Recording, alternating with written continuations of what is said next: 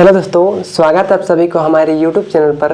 तो चलिए आज की इस वीडियो में हम लोग देखने वाले हैं माध्य, माध्यक और बहुलक। इसके साथ साथ इस वीडियो में हम लोग देखने वाले हैं वर्गांतराल क्या होता है, वर्ग चिन्ह क्या होता है, मिलान चिन्ह क्या होता है।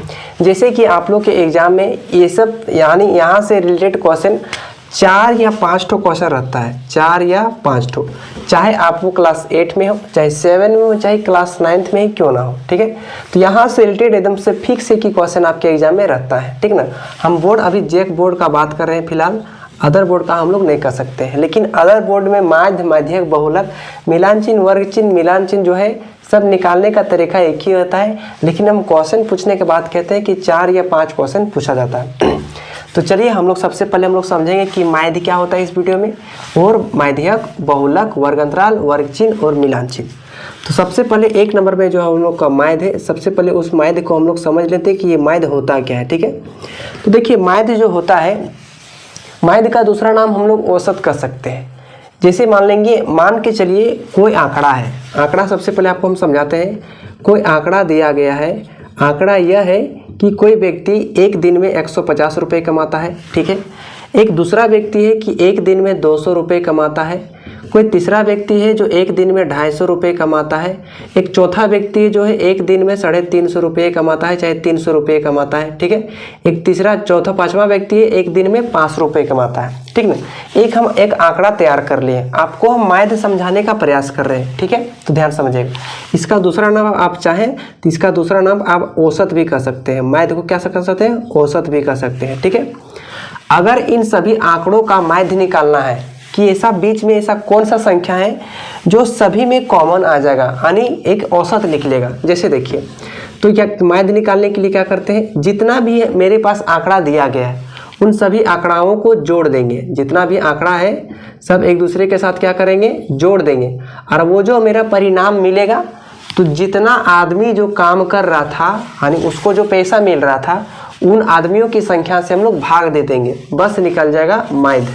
तो माध्य से एक फॉर्मूला यहाँ से निकल के आता है, क्या निकल के आता है कि कुल परीक्षणों का, चाहे कुल आंकड़ों का योग, यहाँ कह सकते हैं कि कुल प्रेक्षणों का योग, कुल प्रेक्षणों का योग, और इसका जो बट्टा होगा, कुल प्रेक्षणों का योग बट्टा कुल प्रेक्षणों की संख्या, कुल प्रेक्षणों की संख्या, कुल प्रेक्षणों की संख्या। ठीक है, ये माध्य का फॉर्मूला निकल कर आता है। तो एक मेरे पास आंकड़ा निकल गया कि कोई आदमी एक दिन में 150 रुपया, दूसरा आदमी जो है 200 रुपया, इस प्रकार से 250, 350, 500 रुपया कमाता है। अगर हमें इसका माध्य निकालना है तो माध्य का एक फॉर्मूला आप लोग नोट डाउन कर लीजिएगा कि कुल प्रेक्षणों का योग बटे कुल प्रेक्षणों की संख्या। तो चलिए कुल प्रेक्षणों का योग, तो देखिए 150 और 200 जोड़ेंगे तो हो जाएगा 350, 350 और 250 को जोड़ेंगे तो हो जाएगा 3 2 500, और ये 50 50 100 600, 600 और 350 को जोड़ेंगे तो 950, 950 और 500 को जोड़ेंगे तो हो जाएगा आपका 1450। तो यहाँ लिखेंगे 1450।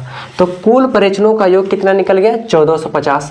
और टोटल कितना आदमी काम कर रहा है, 1 2 3 4 5, तो इसे हम लोग 5 से डिवाइड कर देंगे। तो इन संख्याओं का औसत माने माध्य मेरा निकल जाएगा। तो यहाँ काटेंगे तो 5 एकम 5, 5 दूनी 10, 14 में 10 गया तो 2 बचा, 4 बचा।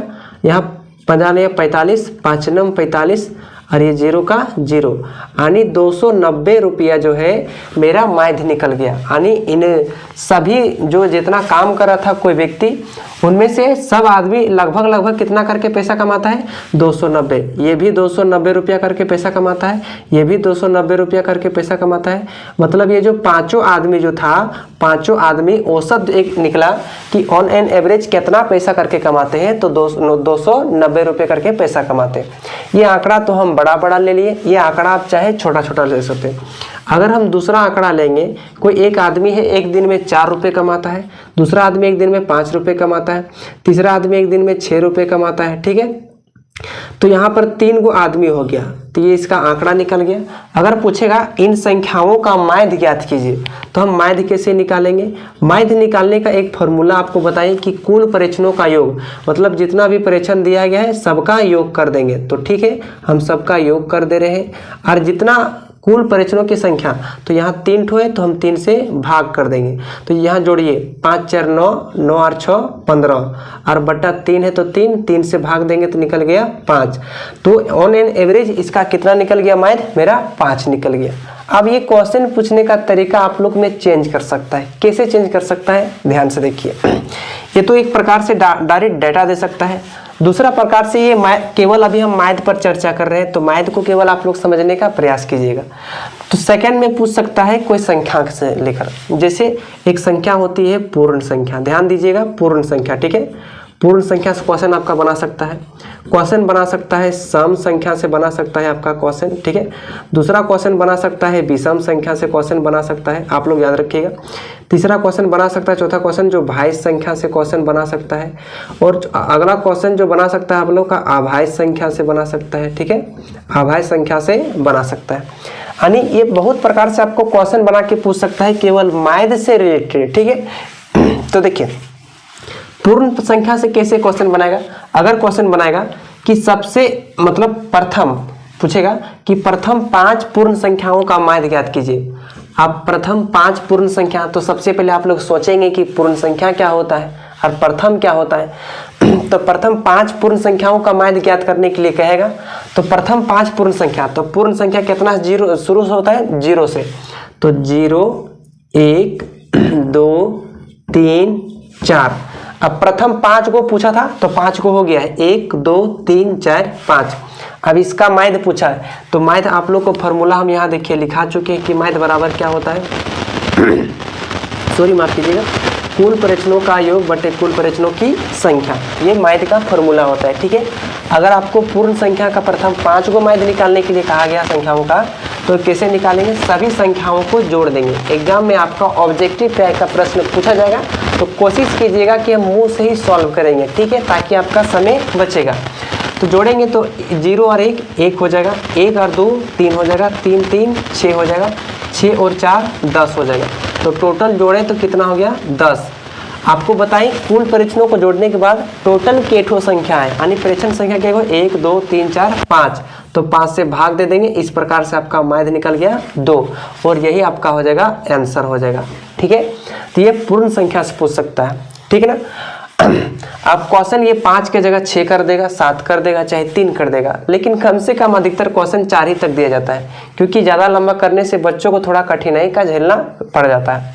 अब सम संख्या से इस तरह से पूछ सकता है कि प्रथम 5 सम संख्याओं का माध्य ज्ञात कीजिए।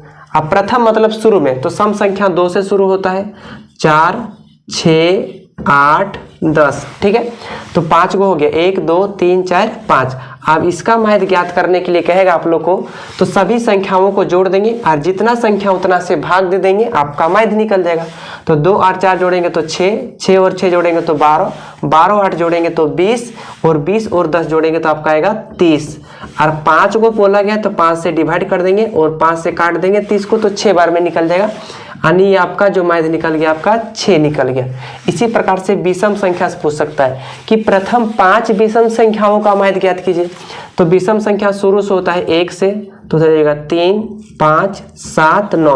प्रथम मतलब 5 को कहा गया है तो हम 5 ही ठो लेंगे, हम ज़्यादा लेंगे नहीं।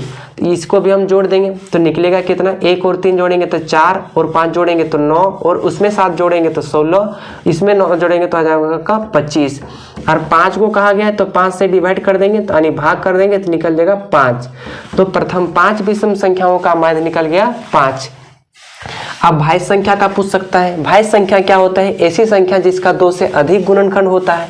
तो प्रथम 5 भाज्य संख्याओं का पूछेगा, तो पहला भाज्य संख्या होता है 4 आपका, दूसरा हो जाता है आपका 6, तीसरा हो जाता है आपका 8, चौथा हो जाता है आपका 9, और पांचवा हो जाता है आपका 10। अब इसका माध्य पूछेगा तो कैसे निकालेंगे? सबको जोड़ेंगे, 6 और 4 10, 10 और 8 18, 18 और 9 हो जाएगा आपका 27, 27 और 10 हो जाएगा आपका 37, शायद उतने हो जाएगा। 6 और 4 10, 10 8 18, 27, 27 10 37, और 5 को है तो इसे 5 से भाग दे देंगे। 5 सत्ते 35, 2 बचा 0.0, 5 चौके 20, 7.4 आपका आंसर निकल जाएगा। ठीक है, अब प्रथम 5 अभाज्य संख्या का पूछेगा माइद। तो अभाज्य संख्या क्या होती है? ऐसी संख्या जिसका केवल 2 गुणनखंड होती है। तो प्रथम 5 पूछा गया है, तो पहला अभाज्य संख्या जो होता है 2, उसके बाद होता है 3, इसके बाद 5, इसके बाद 7, इसके बाद 11। प्रथम 5 को कहा गया है, तो इन सभी संख्याओं को जोड़ देंगे और 5 से हम लोग भाग कर देंगे। तो 11 और 7 18, 18 और 5 23, 23 और 3 26 और 2 हो जाएगा 28, 28 हो गया। और 5 है तो 5 से भाग दे देंगे, 28 को 5 से भाग देंगे तो 5 पंजे हो जाएगा 25, हाथ में बचेगा 3, दशमलव देंगे 3 में 0 और 5 छके 30, तो 5.6 आपका माइद निकल जाएगा। ठीक है, तो माइद से रिलेटेड इतनी प्रकार से आपको क्वेश्चन पूछ सकता है। ठीक ना, कभी कभी आपको जो आंकड़ा जो होता है, आंकड़ा इस प्रकार से दिया जाता है। ठीक ना, कॉमा देखे मतलब 3 कॉमा रहेगा, 4 कॉमा रहेगा, 0 रहेगा, 6 रहेगा, 1 रहेगा, 1 रहेगा, फिर 3 रहेगा, 5 रहेगा। बोलेगा इन संख्याओं का माइद ज्ञात कीजिए। तो आप कोशिश कीजिएगा कि यही मुंह से जोड़ देंगे। 3 4 7, 0 7, 6 13, 1 14, 1 15, 3 18, 5 23, 23 और बट्टे को संख्या है 1 2 3 4 5 6 7 8, तो 8 से भाग दे देंगे। तो जो आपका आंसर निकलेगा वो आप लोग मार दीजिएगा। तो माइद से इतना घुमा फिरा के आपको क्वेश्चन पूछ सकता है। ठीक ना, वीडियो थोड़ा लंबी होगी लेकिन आप लोग के लिए हेल्पफुल होगा। ठीक ना, ये माइद हो गया।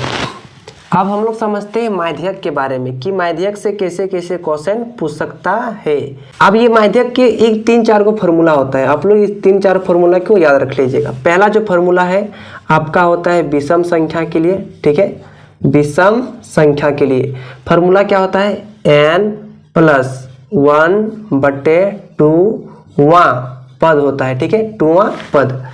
एक होता है फॉर्मूला सम संख्या के लिए। तो सम संख्या के लिए क्या होता है फॉर्मूला? n/2 +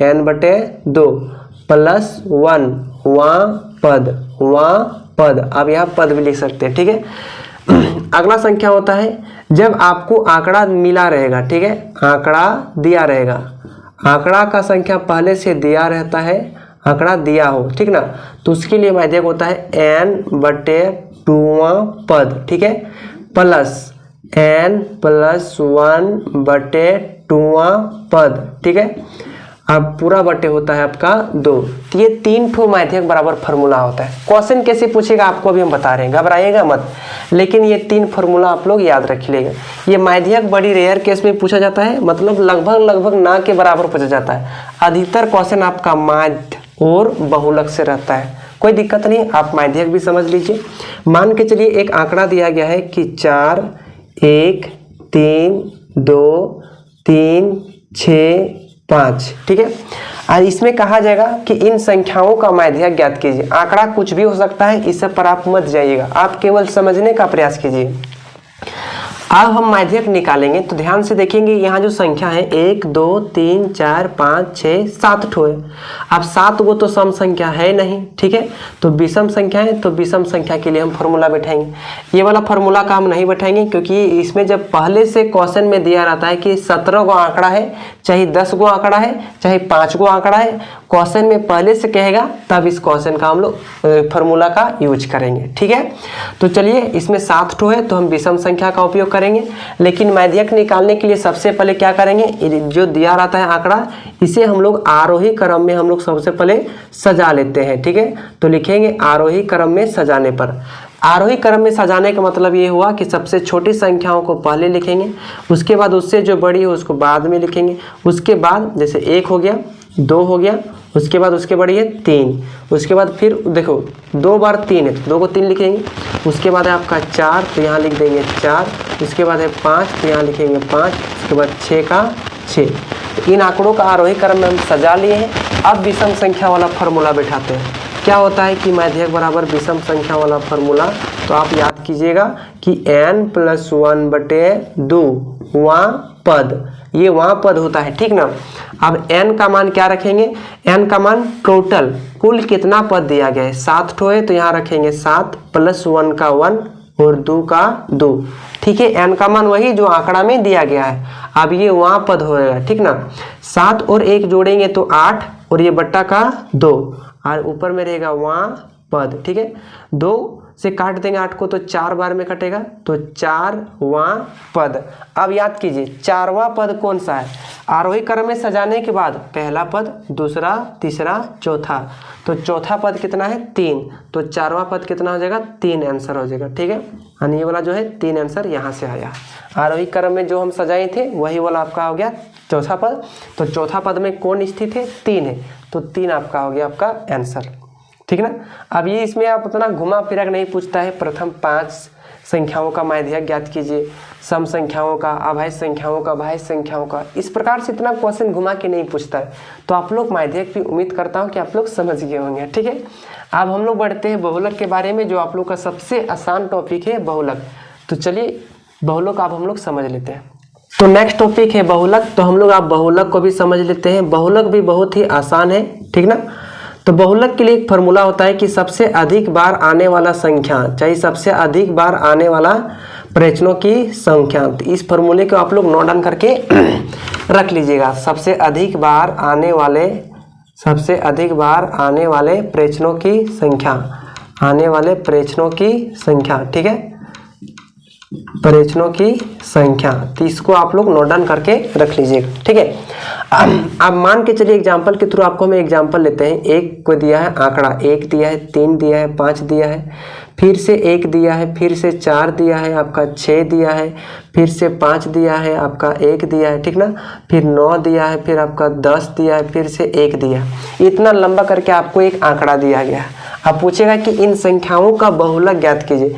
बहुलक ज्ञात करना क्या होता है, उसमें याद रखिएगा सबसे अधिक बार, देखिए याद रखिएगा सबसे अधिक बार आने वाले प्रश्नों की संख्या। ये जो प्रश्न दिया गया है इसमें 1 2 3 4 5 6 7 8 9 10 11 तो प्रश्न यानी आंकड़ा दिया गया है। इसमें से सबसे अधिक बार जो आया है वही संख्या आपका बहुलक हो जाएगा, ठीक ना। देखिए 1 यहाँ पर कई बार आया, 1 बार, 2 बार, 3 बार, 4 बार, यानी एक भी जो आया है एक 4 बार आया है, ठीक है। 3 कितना बार आया है, 3 1 बार आया है, 3 कितना बार आया है 1 बार, तो 3 कितना बार आया है 1 बार। आप लोग एग्जाम में ये वाला लिखिएगा मत, आपको हम समझाने के लिए कर रहे हैं। आप लोग तो धाए के आंसर मार दीजिएगा, धाए के मतलब समझ रहे हैं आप लोग। क्वेश्चन देखने के साथ पहले वहीं से गिन लीजिएगा। 5 कितना है, 5 2 ठो है, तो 5 कितना बार आया है 2 बार आया है, ठीक ना। 4 कितना बार आया है 1 बार आया है, 4 कितने बार आया है 1 बार आया है। 6 कितना बार आया है, 6 भी 1 बार आया है, 6 भी कितना बार आया है 1 बार। 9 भी कितना बार आया है 1 बार आया है, और 10 भी कितना बार आया है 1 बार आया है। आप क्वेश्चन में बताए थे क्या बहुलक निकालने के लिए, सबसे अधिक बार आने वाला प्रश्नों की संख्या। तो सबसे अधिक बार क्या आया है 1 आया है 4 बार, तो इसका जो बहुलक जो आंसर हो जाएगा आपका, तो बहुलक बराबर हो जाएगा आपका 1। क्यों, क्योंकि सबसे अधिक बार क्या आया है 1 आया है। तो इतना आप लोग काय पेचर मत कीजिएगा, ठीक है। तो क्वेश्चन आप लोग देखिएगा और तुरंत से मुंह से गिन लीजिएगा और आंसर को मार दीजिएगा, ठीक ना। तो ये हो गया आपका बहुलक। इसी प्रकार से ढेर सारा आंकड़ा दिया जाएगा, इसमें नहीं पूछेगा प्रथम 5 संख्याओं का बहुलक ज्ञात कीजिए, माध्यक ज्ञात कीजिए, ये नहीं कह सकता है, ठीक है। अब अगला हम लोग समझेंगे हम लोग वर्गांतराल, वर्ग चिन्ह और मिलान चिन्ह के बारे में। तो चलिए इसको सबसे पहले हम लोग मिटा लेते हैं।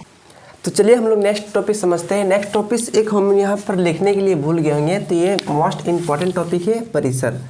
परिसर के बारे में समझते हैं क्योंकि परिसर भी आपके एग्जाम में पूछा जाता है, ठीक ना। तो माध्यक बहुलक के बाद जो मेन टॉपिक आपका आता है परिसर के बारे में आता है। तो परिसर होता क्या है सबसे पहले समझते हैं। मान के चलिए कोई एक आंकड़ा दिया गया है, 4 दिया गया है, 2 दिया गया है, 1 दिया गया है, फिर 3 दिया गया है, 6 दिया गया है, फिर से 4 दिया गया है, फिर 9 दिया गया है, फिर 5 दिया गया है, ठीक है। इस प्रकार से एक आंकड़ा दिया गया है। अब इसमें पूछेगा कि इन संख्याओं का परिसर ज्ञात कीजिए, यानी निम्न जो आंकड़ा दिया गया है इसका परिसर ज्ञात कीजिए। तो परिसर ज्ञात करना बहुत ही इजी है, क्योंकि परिसर का एक फार्मूला होता है।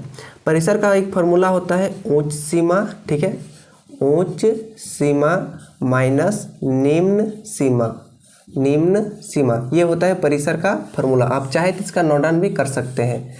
ये परिसर बोल सकते हैं या इसको वर्ग माप बोलिए, वर्ग माप, ठीक ना। वर्ग माप का फार्मूला भी यही वाला होता है। जैसे कि वर्ग माप के बारे में अभी आपको हम भी बता रहे हैं, ठीक है, अभी आगे बता रहे हैं। तो यही फॉर्मूला होता है। वर्ग माप फिर दूसरे तरीके से पूछ सकता है इस प्रकार से, जैसे मान के चलिए 10 और 15 इस प्रकार से आपका क्वेश्चन दिया गया है, इसका पूछ सकता है, वर्ग माप पूछ सकता है, ठीक ना। इसका परिसर क्या होगा, उच्च सीमा माइनस निम्न सीमा। तो परिसर का अधिकतर क्वेश्चन इस टाइप से रहता है, ठीक है। ये वर्ग अंतराल या वर्ग माप इस प्रकार से पूछा जाता है, ठीक ना। तो आप लोग याद रख लीजिएगा। अब इसमें परिसर निकालना है तो उच्च सीमा को ऊपरी सीमा भी हम लोग कह सकते हैं, ठीक है, और निम्न सीमा को निचली सीमा भी कह सकते हैं। आप इसमें ध्यान से देखिए, उच्च सीमा मतलब सबसे अधिक वाला कौन सा है, सबसे अधिक है 9, तो उच्च सीमा हो गया 9 माइनस निम्न सीमा सबसे कम क्या है 1, तो इसमें 1, तो 9 में से 1 घटा देंगे कितना बचेगा, 8 बचेगा। तो आपका परिसर कितना निकल जाएगा, 8 निकल जाएगा। अब ये आंकड़ा आपका बदल सकता है, ठीक है। ये कभी कभी आपका 0 दे सकता है, मान के चलिए यहाँ दे देगा 3 दे देगा, 2 दे देगा, 1 दे देगा, 6 दे देगा, 5 दे देगा, 0 दे देगा, 9 दे देगा, 7 दे देगा और 8 दे देगा। अब इन आंकड़ों का यदि निकालने के लिए कहेगा परिसर ज्ञात कीजिए, तो क्या करेंगे, उच्च सीमा सबसे हाई वाला संख्या देखेंगे 9, क्योंकि हमको परिसर निकालना है जिसको हम लोग बोलते हैं रेंज, तो क्या आ जाएगा उच्च सीमा, तो 9 हो गया। और सबसे निम्न सीमा सबसे कम है 0, तो 9 में से 0 घटा दें क्या हो जाएगा 0। अब ऑप्शन के हिसाब से वाला मार लीजिएगा, ठीक ना। तो ये परिसर भी बहुत ही छोटा सा टॉपिक है, लेकिन ये मोस्ट इंपॉर्टेंट टॉपिक है। अब चलिए नेक्स्ट में हम लोग समझते हैं वर्ग अंतराल यानी वर्ग माप के बारे में, कि इससे क्वेश्चन फिर कैसे पूछता है। अब पहला पॉइंट है ये वाला वर्ग अंतराल, तो हम लोग वर्ग अंतराल को समझते हैं। यहाँ से क्वेश्चन आपका क्लास 8 और 9 दोनों में पूछा जाता है, ठीक ना। तो हो जाए आपका वर्ग अंतराल। ये वर्ग अंतराल होता क्या है, ये वर्ग अंतराल आपका एक बहुत बड़ा डेटा दिया जाता है, ठीक ना। वो डेटा में आपका एक क्वेश्चन आपका किताब में रहता है, बट लेकिन आपका एग्जाम में डेटा इतना बड़ा रहता नहीं है।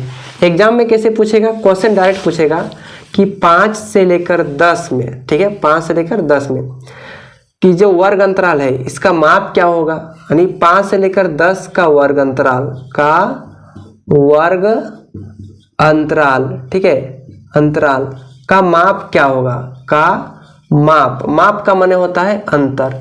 अब इसका माप पूछता है हमेशा। अब माप निकालने के लिए आपको याद रखना पड़ेगा कि ऊपरी सीमा क्या होती है और निचली सीमा क्या होती है, ठीक ना। ऊपरी सीमा क्या होती है और निचली सीमा क्या होती है, ऊपरी सीमा और निचली सीमा, ठीक है। ये कोई लड़की का नाम नहीं है, निचली सीमा। अब निचली सीमा को आप निम्न सीमा भी बोल सकते हैं, ठीक है, और ऊपरी सीमा को आप उच्च सीमा भी कह सकते हैं, इससे कोई दिक्कत होने वाली बात नहीं है, ठीक है। तो ये जो 5 से लेकर 10 तक दिया गया है ये वर्ग अंतराल है, मतलब दोनों में क्या है, दोनों के बीच में डिफरेंट है, ठीक ना। तो वर्ग अंतराल का माप हमेशा जब माप पूछेगा, ये वर्ग अंतराल इसी प्रकार से दिया रहेगा, ठीक है। तो इसमें जब माप पूछेगा तो माप निकालने के लिए क्या कीजिएगा कि बड़का में से छोटका को घटा देना है, बड़का में से छोटका को घटा देना है। मतलब क्या होता है कि सबसे बड़ा वाला, तो सबसे बड़ा क्या है 10 और सबसे छोटा क्या है 5, तो बड़ा में से छोटा घटा दीजिएगा, तो जो आंसर आपका आएगा वही हो जाएगा आपका वर्ग माप। क्या हो जाएगा, वर्ग अंतराल का वर्ग माप। वर्ग अंतराल इस प्रकार से दिया रहता है। ये डेटा आपको कभी किताब में देखे होंगे, 5 से लेकर 10 तक गया है, 10 से लेकर 15 तक गया है, 15 से लेकर 20 तक गया है और 20 से लेकर 25 तक गया है, इस प्रकार से देखे होंगे, ठीक ना। इसी को हम लोग बोलते हैं वर्ग अंतराल। वर्ग अंतराल में हमेशा आपका क्वेश्चन माप से पूछेगा, तो माप आप याद रखिएगा, बड़का में से छोटका घटाएंगे, मतलब उच्च सीमा में से निम्न सीमा को। तो ये जो 5 और 10 जो आप लोग देख पा रहे हैं, इसमें से 5 जो है आपका निम्न सीमा है, ठीक है, और 10 जो है आपका उच्च सीमा है, ठीक ना। 10 आपका उच्च सीमा और 5 आपका निम्न सीमा। यहाँ 10 आपका निम्न सीमा, 15 आपका उच्च सीमा, 15 यहाँ पर निम्न सीमा, 20 यहाँ पर उच्च सीमा, ठीक है। तो ये वर्ग अंतराल का टॉपिक भी उम्मीद करता हूँ कि आप समझ गए होंगे। इसको चलिए मिटा देते हैं और आपको नेक्स्ट टॉपिक समझाते हैं, वर्ग चिन्ह क्या है। हम लोग समझते हैं वर्ग चिन्ह के बारे में। वर्ग चिन्ह भी बहुत आसान है, ज़्यादा भारी चीज नहीं है। ध्यान से देखिए, वर्ग चिन्ह, वर्ग चिन्ह का एक फार्मूला आता है। वर्ग चिन्ह इसी से निकलेगा, वर्ग अंतराल से। जैसे मान के चलिए एक एग्जाम्पल के थ्रू से आपको हम समझाते हैं कि वर्ग अंतराल दिया गया है 15 से लेकर 25 तक। 15 से लेकर कितना तक दिया गया है, 25 तक। एक वर्ग अंतराल दिया गया है, क्या है, यह एक वर्ग अंतराल है, वर्ग अंतराल है। अब इसका निकालने के लिए कहेगा वर्ग चिन्ह। तो वर्ग चिन्ह का एक फार्मूला याद रख लीजिएगा, ठीक है। वर्ग चिन्ह का फार्मूला होता है उच्च सीमा प्लस निम्न सीमा बटे 2। उच्च सीमा प्लस निम्न सीमा पूरा बट्टे में 2। यह एक होता है फॉर्मूला। किसका फॉर्मूला भैया? वर्ग चिन्ह का एक फॉर्मूला होता है, उच्च सीमा प्लस निम्न सीमा बटे 2। नोट डाउन करके रख लीजिएगा। तो जब भी आपको वर्ग चिन्ह पूछेगा तो आप निकाल लीजिएगा। जैसे 15 और 25 का वर्ग चिन्ह पूछा गया है तो देखिए दोनों को जोड़ देंगे। उच्च सीमा है मेरा 25 और निम्न सीमा है मेरा 15, दोनों को जोड़ेंगे और 2 से भाग दे देंगे। तो देखिए 15 और 25 को जोड़ेंगे तो आ जाएगा 40 को 2 से भाग देंगे तो निकलेगा 20, जो कि मेरा वर्ग चिन्ह निकल गया 20। इस प्रकार से पूछ सकता है। वर्ग चिन्ह आपका चेंज कर सकता है, जैसे कह सकता है कि 45 से लेकर आपका 60 तक है, इसका वर्ग चिन्ह का निकालिए, यानी वर्ग चिन्ह निकालिए। तो ऊपरी और निम्न को जोड़ देंगे, 60 45 को जोड़ेंगे तो 105 आ जाएगा और 2 से भाग दे देंगे तो आपका कितना निकलेगा? 52.5 निकल जाएगा। तो आपका हो जाएगा, आपका आंसर हो गया। ये सब बड़ी छोटा छोटा टॉपिक है। मेन जो टॉपिक होता है आपका माध्य और बहुलक होता है और माध्यक होता है, जो तीनों फार्मूला याद रखिएगा। और लास्ट टॉपिक जो एग्जाम में पूछता है वो मिलान चिन्ह के बारे में पूछता है। ये तो बहुत ही ईजी होता है। कितना ईजी होता है इसको भी हम लोग समझ लेते हैं। मिलान चिन्ह सबसे आसान है, सबसे आसान, एक क्लास के बच्चा को भी समझ जाएगा। जैसे आप लोग को रोमन गिनती आता है इस प्रकार से 1 2 3 4, 4 को इस तरह से होता है 5, 5 ऐसे नहीं होता है, माफ़ कीजिएगा, 5 तो ऐसे भी टाइप का होता है। उसी प्रकार से इसमें भी आता है, किसमें? मिलान चिन्ह में। देखिए आपको समझाते हैं, ये वाला आप लोग मत याद रखिएगा, हम आपको मिलान चिन्ह समझा रहे हैं। मिलान चिन्ह इसी प्रकार से होता है जिस तरह से रोमन गिनती होता है। मिलान चिन्ह में हम 1 को 1 लिखेंगे, ठीक है, 2 को इस तरह से लिखेंगे, 3 को ट्रिपल लाइन दे देंगे और 4 को 4 गो लाइन दे देंगे 4 में, ठीक है। और जब 5 की बारी आता है तो 5 की बारी लिखने के लिए 4 गो लाइन खींचते हैं और एगो उसको सुता देते हैं कोना कोनी, ठीक है, एकदम कोना कोनी क्या करेंगे? सुता देंगे। इसी प्रकार से जब 6 का लाइन आएगा तो 4 गो तो दे देंगे सीधा खड़ा खड़ी दे देंगे और एगो दे देंगे सुता देंगे। सुता देंगे मतलब सुनते टेढ़ा खींच देंगे। कितना हो गया? 5 ठो और एगो एक्स्ट्रा इधर देंगे साइड में, कितना हो गया? 6 ठो। अगर 7 का निकालने के लिए मिलान चिन्ह कहेगा तो देखिए 4 गो देंगे तो पूरा सीधा, एगो इसको मतलब सुता देंगे, कितना हो गया? 5 ठो और 2 गो दे देंगे बाहर में, कितना हो गया? 7 ठो। इस प्रकार से आप 10 को निकालने के लिए कहेंगे 1 2 3 4 और एगो दे देंगे टेढ़ा करके 5, फिर 1 2 3 4 फिर एगो दे देंगे टेढ़ा करके, कितना हो गया? 5। तो ये 10 का मिलान चिन्ह हो गया, ठीक ना। इसी प्रकार से में आपको क्वेश्चन कभी कभी क्या करता है, ये वाला आपका ऑप्शन में दे देगा और पूछेगा ये किस संख्या का मिलान चिन्ह है। तो ये देखिए 5 और 5 कितना है? 10 है। अब आप ही बताइए, ये जो है 1 2 3 4 5, 1 2 3 4 5, 1 2 3, अब ये किस संख्या का मिलान चिन्ह है? तो आप कोई घोंचू भी देख के आप बता देगा, बोलेगा ये तो 5 है, ये 5 है, 10 और यहाँ पर 3, 13। तो आंसर कितना हो गया? 13 हो गया, ठीक ना। तो मिलान चिन्ह भी, ये टॉपिक भी आप लोग का कंप्लीट हो गया। तो ये वीडियो थोड़ा लंबा हो गया, लेकिन आप लोग के लिए 4 या 5 नंबर एग्जाम में जरूर उठ जाएगा, ठीक है। आज का वीडियो बस हम लोग इतने ही रखते हैं। उम्मीद करता हूँ कि इस वीडियो में आप लोग माध्य, माध्यक, बहुलक, वर्ग अंतराल, वर्ग चिन्ह और मिलान चिन्ह के बारे में आप लोग बहुत कुछ सीख गए होंगे।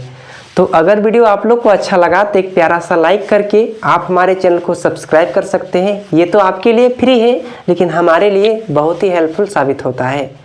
मिलते हैं किसी अगले वीडियो के साथ, तब तक के लिए बड़ों को आदर और छोटों को सम्मान जरूर दीजिएगा। मिलते हैं अगले वीडियो में, तब तक के लिए जय हिंद, जय भारत।